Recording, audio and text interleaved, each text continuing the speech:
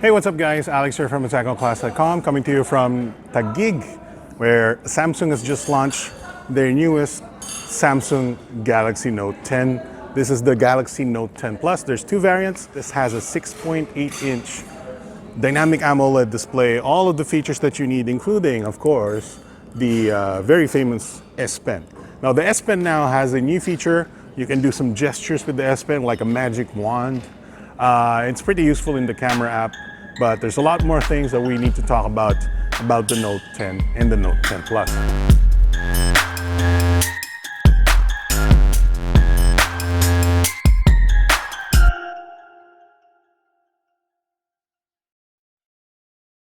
Okay, so I might have mentioned this before. The new S Pen has gesture compatibility, or does gestures.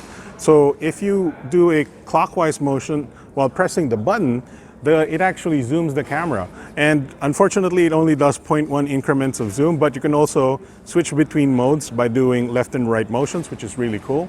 Double pressing goes to the selfie camera, and then you can counterclockwise or clockwise to zoom in. Sometimes, it does a different thing. Maybe it interprets like an up-down motion, I don't know.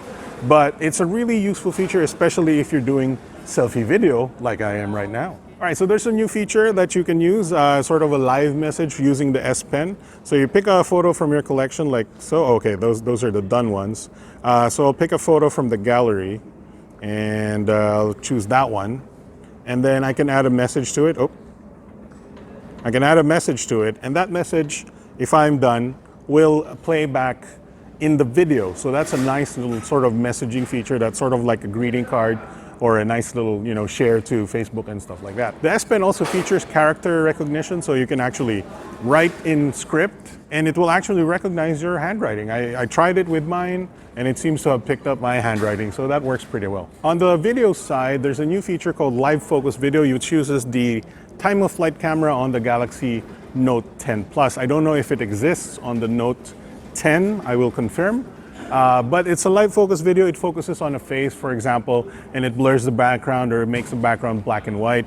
And that, like I said, uses the TOF camera. It actually is a pretty good feature. Nice one.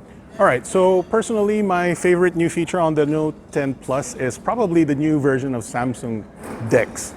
The new Samsung DeX can be launched on a Windows PC or a Mac.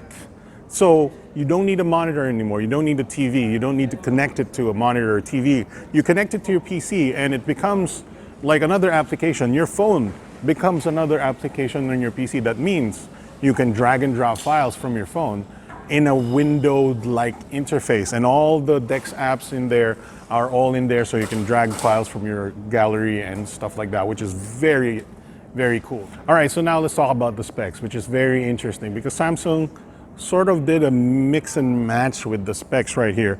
You notice that there is a punch hole display right in the middle of there, which is could be a little bit questionable for some people because to me it looks like a notch. It looks like a dewdrop. And with my S10 Plus, which I'm recording this right now, the punch hole is on the right side, So this is a little bit, Samsung says it's a nice position for selfies, but it also reminds me of a dewdrop notch.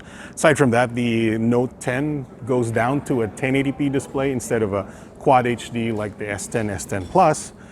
So maybe the Note 10 is kind of like the S10e back down to a 1080p display. Of course, that's cheaper, but the thing is the Note 10 also does not have a micro SD slot. And both of them do not have 3.5mm headphone jack. So that's gone. Courage. So I guess Samsung wants you to buy a new Samsung Galaxy Buds or something like that. So no more 3.5mm headphone jack. I'm sure you can use an adapter from the USB Type-C charging port, but that's kind of a bummer that we've lost that. And also the micro SD is lost on the regular Note 10. Either way, interesting stuff from Samsung this year. This is an interesting iteration of the Note. It looks like they've completely erased the speaker grill on top, so it might be they're using a resonating display on top here. I can't tell if there's a speaker grill, so it's probably a resonating, a vibrating display on top there, similar to a lot of new technologies out there. A very interesting phone, very nice in the hand. Of course, this is a Samsung product. Now, the colors available in the Philippines will be aqua blue, aqua, I forgot, there's white and black. All right, so let's talk about pricing. The Galaxy Note 10 will be 53,990 Philippine pesos, which translates to about $1,040. And the Note 10 Plus is gonna be 60,990, so pretty respectable, given that the Galaxy Note S10 Plus was 56,000 pesos. So I did pay 56,000 pesos for my Galaxy S10 Plus. This is only about 5,000 pesos more, and you get all of the new features plus the waterproof IP68 S10 Plus. S Pen. Lastly, a couple of things I haven't mentioned. This will be powered by a new processor, a 7 nanometer processor versus the Galaxy S10 Plus's 8 nanometer processor. The difference there is the Exynos 9820 on the S10 Plus, and this is now rocking a 9825, so slightly better processor. In the United States though, they will still be using a Snapdragon 855, same as the Galaxy S10 Plus in the United States. All right, so let's talk about the cameras here. We have a 10 megapixel camera up in front in the punch hole display, and then at the back we have a very similar array to the S10 Plus. We have a ultra-wide 16 megapixel, we have a 12 megapixel wide, and then we have a telephoto 12 megapixel with OIS. Both the wide and the telephoto have OIS, and the telephoto now is f2.1 if I'm not mistaken, so slightly brighter than the S10 Plus. And of course on the Note 10 Plus, you do have the time of flight sensor, which detects sort of a depth of field, so it can create bokeh effects and other 3D sort of depth detection stuff. Otherwise, we have a pretty standard fingerprint scanner on the display. So it is an ultrasonic fingerprint scanner. It doesn't, I haven't programmed the fingerprint right there yet, but you can use the ultrasonic fingerprint scanner as well.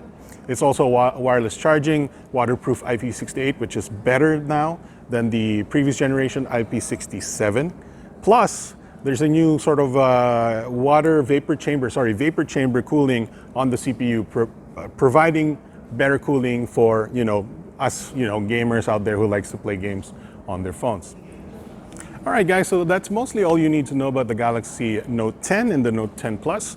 I think the Note 10 Plus is the winner here, but of course, if you're on a budget, you can get the Note 10. It's a bit smaller, so it might be better for your hand. It's still a pretty good phone. These are still the flagship cameras, the flagship phones out there with the infinity display, great cameras, great video recording on these. I'd say they're probably S10 Plus quality or better. So nothing to complain about in the cameras here. So final word, the pre-orders start on August 9 in the Philippines, and supposedly they will be available August 23rd. So check them out when they are up for pre-order. If you get the 512 gigabyte version of the Note 10 Plus, you actually get a free 4K TV 43-inch. If you get the 256 gig variant, you either get a tablet, I think it's a Tab A 8.0, or an upgrade to 512 gigabytes for free, or store credit. And if you buy the Note 10, you can either get the Galaxy Buds or store credit as well. So check it out when Samsung launches the pre-order on August 9th. Alex from TheSecondClass.com here. Thanks for watching. See you guys next time.